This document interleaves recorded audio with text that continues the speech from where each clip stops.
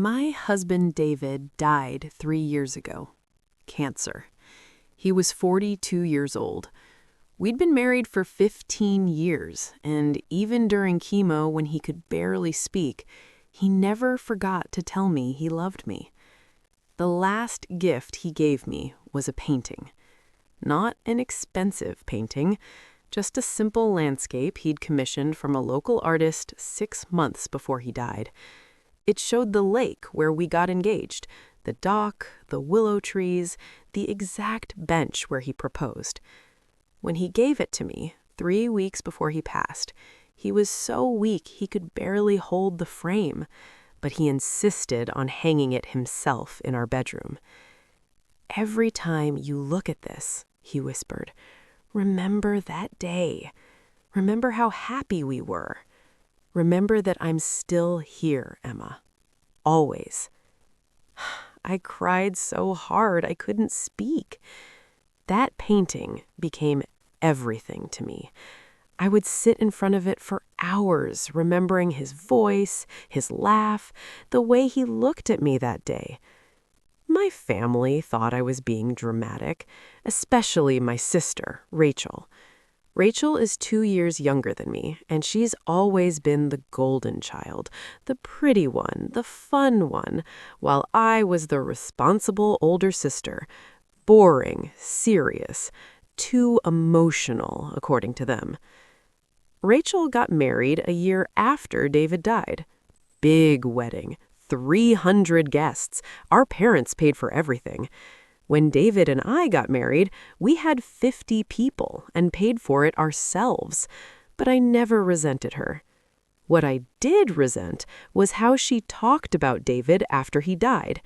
"Emma, you need to move on," like grief had an expiration date. "You could meet someone new," as if David was replaceable. Our mother was worse. She sided with Rachel on everything.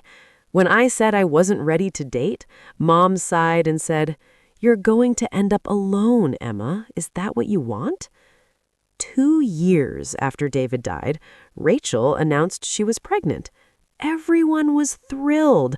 Mom started planning the baby shower immediately. I was happy for her, genuinely, but I also felt hollow. David and I had talked about having kids. That dream died with him. The baby shower was at our parents' house. Rachel wanted it big, 60 guests, catered food, professional decorations. I showed up with a handmade baby blanket I'd spent 3 weeks crocheting. Soft yellow with white edges. I'd poured everything into it. Rachel opened it in front of everyone. She held it up, looked at it for 3 seconds, and said, "Oh, that's sweet. Thank you." Then she moved to the next gift, a designer diaper bag from our cousin. "Now this is gorgeous," she squealed.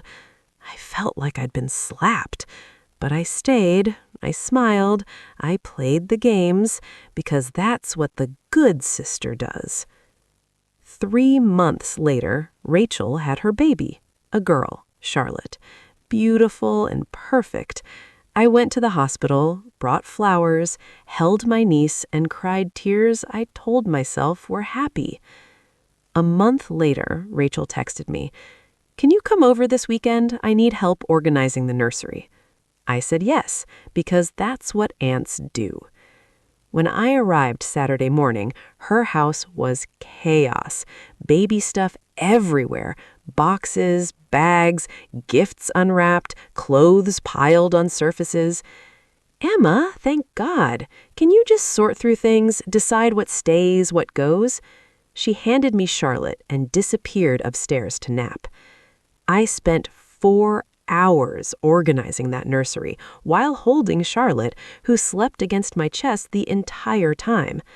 When Rachel came back, she looked around and said, "Oh, good. It's better. Thanks." No real gratitude, just acknowledgement. I should have left then, but Rachel asked me to stay for dinner.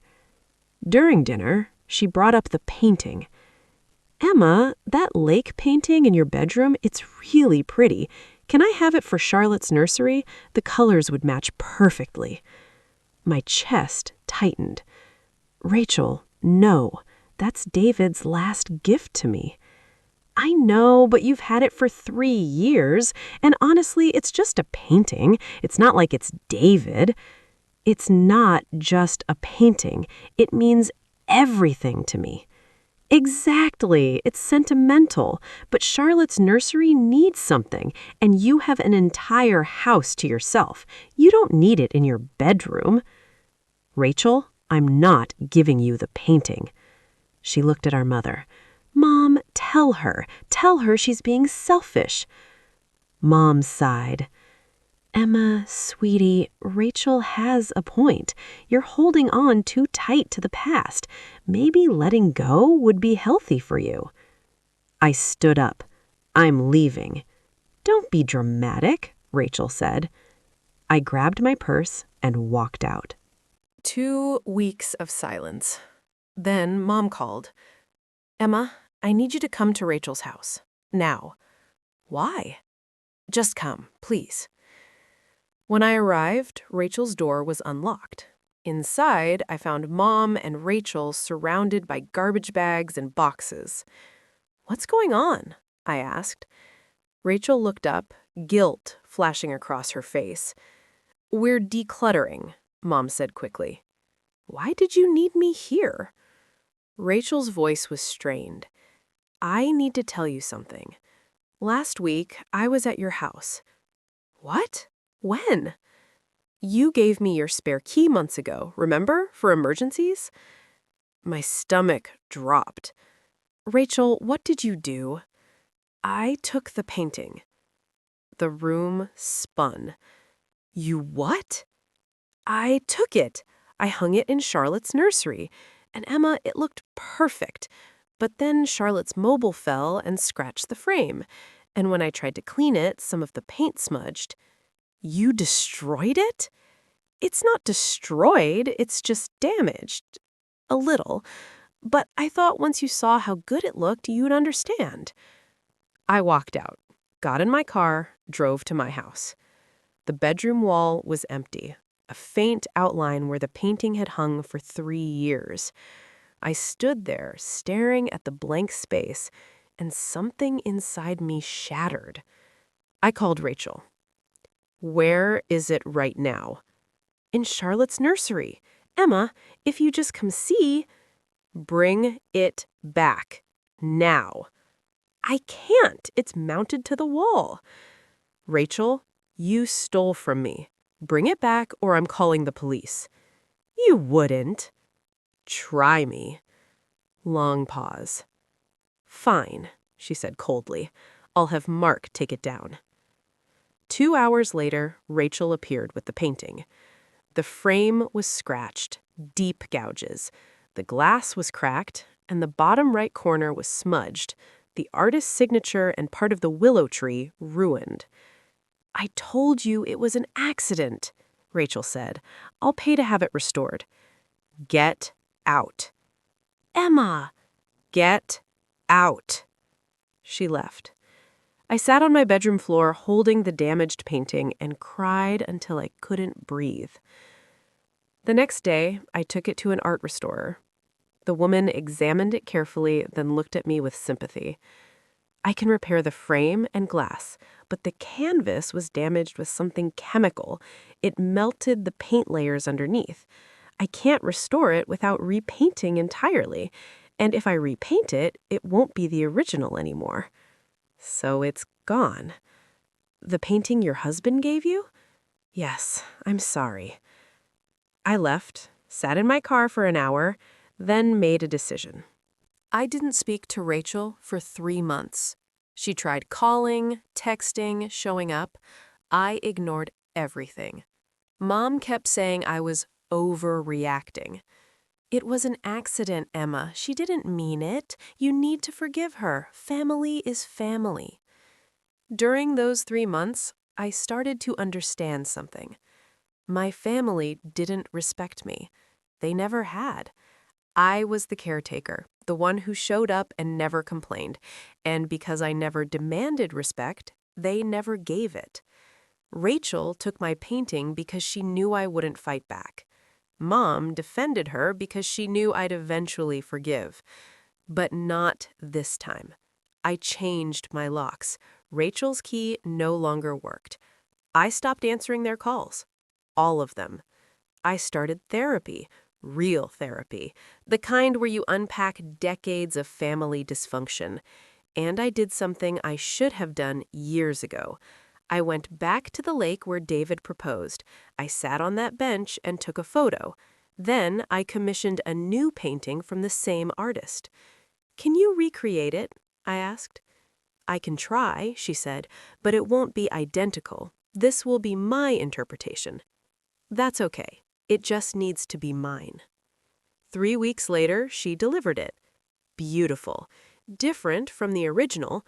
Brighter colors, different perspective, but still the lake, still the memory. I hung it in the same spot and posted a photo on social media. Caption: "Sometimes you have to rebuild what others destroy. New painting, new beginning." Rachel called within an hour. "Did you seriously post that? Everyone will know it's about me." "Is it?" I said calmly. "You're embarrassing me." "I'm sharing my life, same as you do every day with Charlotte." "This is different." "How?" "You're being petty." "Maybe. Or maybe I'm done being the bigger person." She hung up. Mom called next. "Rachel is devastated." "Good. She made a mistake. She stole from me and destroyed something irreplaceable, and you defended her. I was keeping the peace. You were protecting your favorite daughter, like always." "That's not true." "Mom, when's the last time you took my side about anything?" Silence. "I need space from both of you." "You can't just cut us out." "Watch me." I hung up. For the first time in my life, I chose myself over keeping everyone else happy. 6 months later, I ran into Rachel at a grocery store. Charlotte was in the cart. "Emma, please, can we talk? I miss you." I looked at her. Really looked at her. "Rachel, I hope you're well, but I don't have anything to say to you." "You're going to hold a grudge forever over a painting?" "It was never about the painting. It was about respect, about you thinking you could take whatever you wanted because I'd always let you, about you destroying the last piece of my husband and expecting me to get over it." "I said I was sorry." "You were sorry I was upset. Not that you stole, not that you ruined something irreplaceable. You were sorry I made it a big deal." She opened her mouth, closed it. "I'm done, Rachel. Done being the sister who sacrifices so you can shine. Done being understanding while you take. Done." I walked away. She didn't follow. 3 years have passed. I haven't spoken to Rachel. I see Mom occasionally, surface level, polite, distant. I kept the new painting. Every time I look at it, I don't think about what was lost. I think about what I found. Boundaries, self-respect, the understanding that family isn't an excuse for poor treatment. People say I should forgive, that holding anger isn't healthy. But I'm not angry anymore. I'm just free.